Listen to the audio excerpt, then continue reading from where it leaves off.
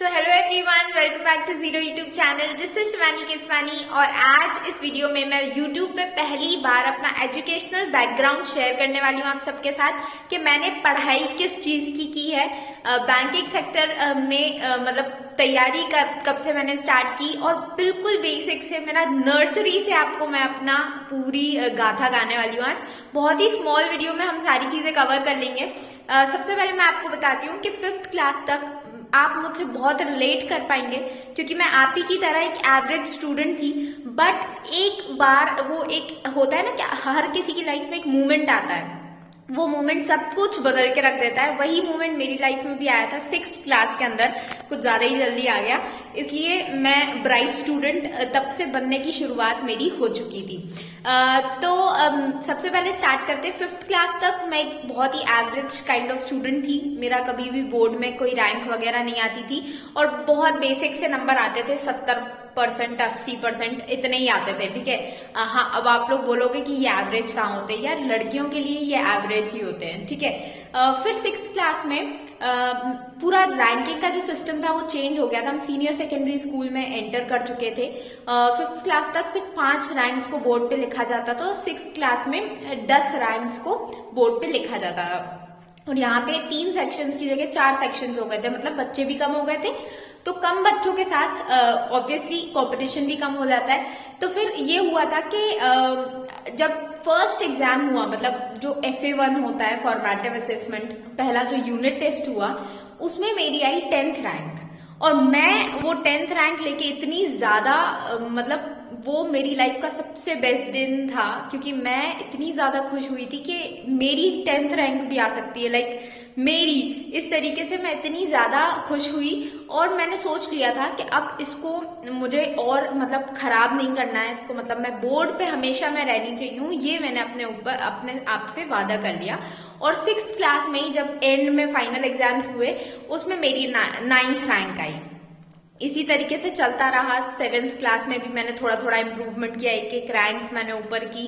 8th class में, 9th class में, 10th class में, 10th तक आते आते I was on 5th position in the whole class. ठीक है, मैं 5th पोजिशन पे आ चुकी थी। कभी कभी ये ऐसा होता रहता था कि 5th और 6th में ऊपर नीचे चलता रहता था। मुझे आज भी अपनी एक फ्रेंड की बात याद है। उस वक्त ये हुआ था कि 3rd यूनिट टेस्ट और 4th यूनिट टेस्ट के जो रिजल्ट्स थे वो साथ में डिक्लेयर हुए थे और रैंक्स बोर्ड पे एकदम मतलब डिवीजन हुआ था, और एक तरफ 3rd यूनिट टेस्ट का और एक तरफ 4th यूनिट टेस्ट के जो रैंक्स थे वो रखे हुए थे, मतलब लिखे गए थे। तो ये हुआ था कि मेरी एक फ्रेंड थी, उसकी 5th रैंक आई थी। वो मेरी फर्स्ट टाइम 5th रैंक आई थी। ओके, तो 3rd यूनिट टेस्ट में उसकी 5th रैंक आई थी और 4th यूनिट टेस्ट में मेरी 5th रैंक आई थी। इस तरीके से हम 5th 6th पे थे।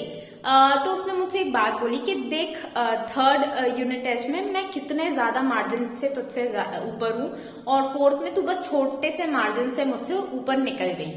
और ये बात मेरे दिल पे इतनी बुरी तरीके से लगी थी कि मुझे आज भी वो दिन याद है। वो दिन है और आज का दिन है। मैंने उसके बाद से कभी भी उसको ऊपर नहीं चढ़ने दिया मतलब उसके बाद से मेरी रैंक हमेशा उसके ऊपर ही आई।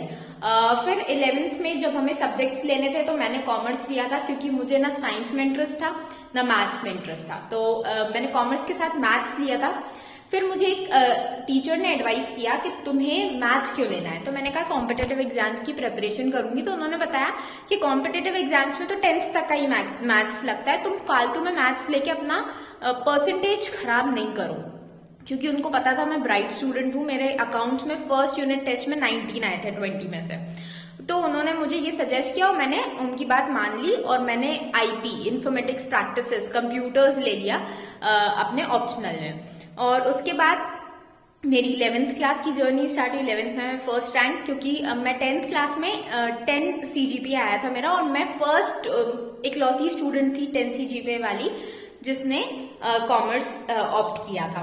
उसके बाद मेरा 11th में बहुत अच्छा रहा। 12th में मेरा सिर्फ 3 नंबर से, मुझे आज भी याद, 3 नंबर से मैं डिस्ट्रिक्ट टॉपर नहीं बन पाई थी और मेरी कोचिंग का एक लड़का डिस्ट्रिक्ट टॉपर बना था, मैं 2nd नंबर पे। तो 2nd नंबर वाले को कोई पूछता भी नहीं है। ये चीज मुझे उस दिन रियलाइज हुई और मैंने ये सोचा कि यार इतना पोटेंशियल था मेरे अंदर कि मैं मतलब अपनी क्लास में तो टॉप करती ही थी, लेकिन डिस्ट्रिक्ट टॉप करने का पोटेंशियल मेरे अंदर था, मुझे ये चीज पता ही नहीं थी।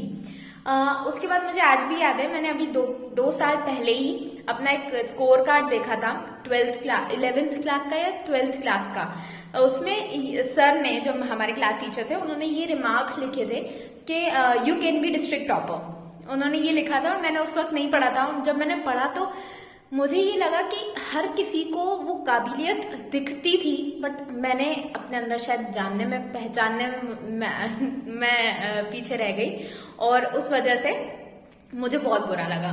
उसके बाद फिर मेरी जो ग्रेजुएशन है वो मैंने इंदौर से की, देवी अहिल्या विश्वविद्यालय से, और वहां से मैंने अपना ग्रेजुएशन स्टार्ट किया बीकॉम में। ठीक है, बीकॉम से मैंने ग्रेजुएशन की और वहां पे हमारा जो पहले एक एंट्रेंस टेस्ट हुआ, ठीक है, CET जिसका नाम था, कॉमन एंट्रेंस टेस्ट, और वो टेस्ट देके और फिर ही उसमें एडमिशन मिलना था। मेन यूनिवर्सिटी में मेरा हुआ था, तो वहां पे उसमें भी मैंने इतनी अच्छे से तैयारी की थी, मतलब मेरे कॉम्पिटिटिव एग्जाम्स की तैयारी उस दिन से ही स्टार्ट हो गई थी।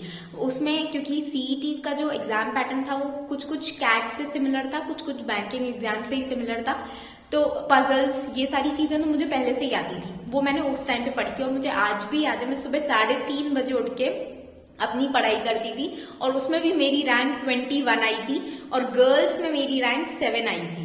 तो रैंक होल्डर मैं तब से स्टार्ट किया, मैंने 6th क्लास से 10th रैंक होल्डर से स्टार्ट किया, और 12th क्लास में मैं 1st रैंक होल्डर थी। बट कॉलेज में आके मेरे साथ एक इंसिडेंट हुआ कि वहां पे मुझे एक मतलब नेटवर्क मार्केटिंग का चस्का चढ़ गया। ठीक है, नेटवर्क मार्केटिंग की मैंने एक मीटिंग देखी और उसके चक्कर में मैंने उसे ज्वाइन कर लिया, और फिर मैंने अपने 2 साल बर्बाद कर दिए उसी में। ठीक है, तो कॉलेज के सेकेंड सेमेस्टर में मैंने उसे ज्वाइन किया, और 5th सेमेस्टर तक मैं वही करती रही, ज्यादा ग्रोथ नहीं हुई मेरी। हाँ, हालांकि मेरी कम्युनिकेशन स्किल्स का जो पूरा श्रेय जाता है ये उसी को जाता है, मैं इतना अच्छा बोलना वहीं से सीखी। तो मैं स्कूल में मुझे बोलना नहीं आता था इतना, तो मैं बोलना उसी की वजह से सीखी हूँ, और अच्छा खासा मैंने अपनी पर्सनालिटी स्किल्स को डेवलप किया। बट और मैं मतलब वो सारी चीजें तो मैं 2 महीने में भी सीख सकती थी। 2 साल जब मेरे लग गए तो मुझे बहुत दुख हुआ था जब मैं उसे छोड़ रही थी। वो कंपनी बंद हो गई उसके बाद, और फिर मैंने तैयारी चालू की अपनी वापस से SSC CGL की। CGL के लिए मुझे मेरे फ्रेंड ने मोटिवेट किया कि तू CGL कर, और उसमें CBI इंस्पेक्टर की पोस्ट तू ले, और बहुत ही अच्छी जॉब है। और उन्होंने मतलब मुझे पूरा मोटिवेट कर दिया अच्छे से, और मैं उसकी तैयारी चालू कर दी। लेकिन क्योंकि मैं एलिजिबल नहीं थी, अभी मैं अपने 6th सेमेस्टर में ही थी जब उसके फॉर्म्स भराए थे, तो मैंने फिर साथ उसको देके और बैंकिंग एग्जाम्स की प्रिपरेशन चालू कर दी। इस तरीके से मैं बैंक एग्जाम्स में आ गई, और मैंने बैंकिंग एग्जाम्स क्लियर किए, और आज मैं IBPS PO हूँ। तो ये थी मेरी पूरी जर्नी, और इससे आपको ये सीखना चाहिए कि भले आपकी आंखें देर से खुले, भले आपको वो कंपटीशन का कीड़ा लेट काटे, लेकिन अगर वो काटता है तो आपको मेहनत बहुत अच्छे से करनी है। क्योंकि मैंने ये चीज 6th क्लास में महसूस कर ली थी कि कितना अच्छा लगता है जब आप 10th रैंक होल्डर होते हो। आपका नाम एटलीस्ट जो बाकी बच्चे हैं उनमें से 10 नाम ऐसे होते हैं जो हर कोई पढ़ रहा है जब वो रिजल्ट लेने जा रहा है।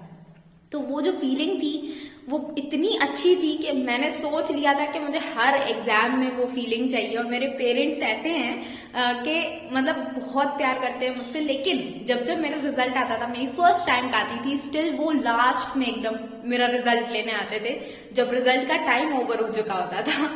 तो ये सारी मेरे किस्से हैं। बहुत अच्छी लाइफ रही है अभी तक।